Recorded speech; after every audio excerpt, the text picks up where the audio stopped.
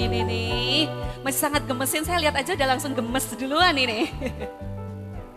Ya, ada Hasni Sani Anggoro. Ih, lucu banget, bawa pulang ini kali ya. Iya. Aduh, kamu gemesin banget sih ya. Oke. Ya, Hasni Sani Anggoro ini masih kelas 3 SD loh ini ternyata.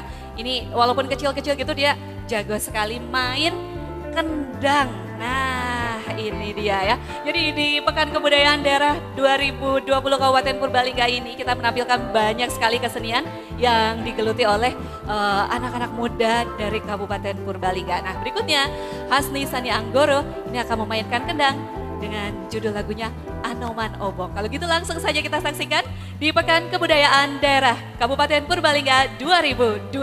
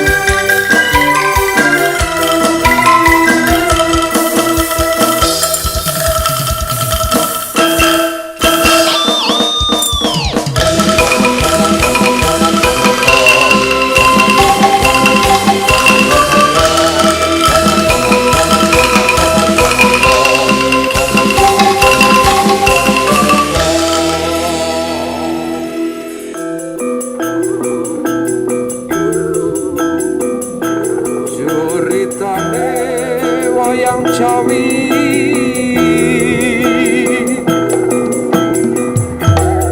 ing Prajangan Direja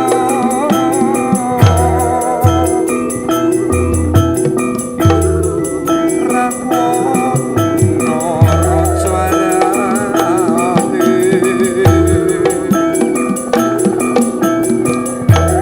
gawe geger nyolong sinta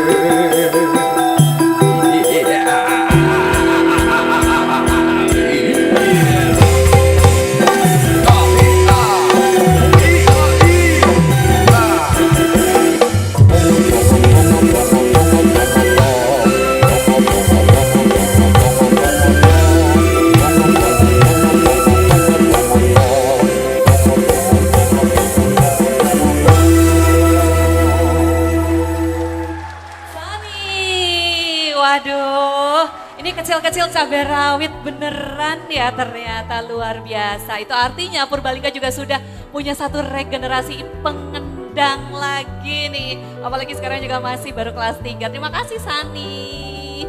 Hasni Sani ya, ini dari tadi udah banyak yang komen juga katanya Sani ini pulang-pulang harus minta hadiah katanya. Sebagai salah satu bentuk apresiasi atas penampilannya Sani malam hari ini.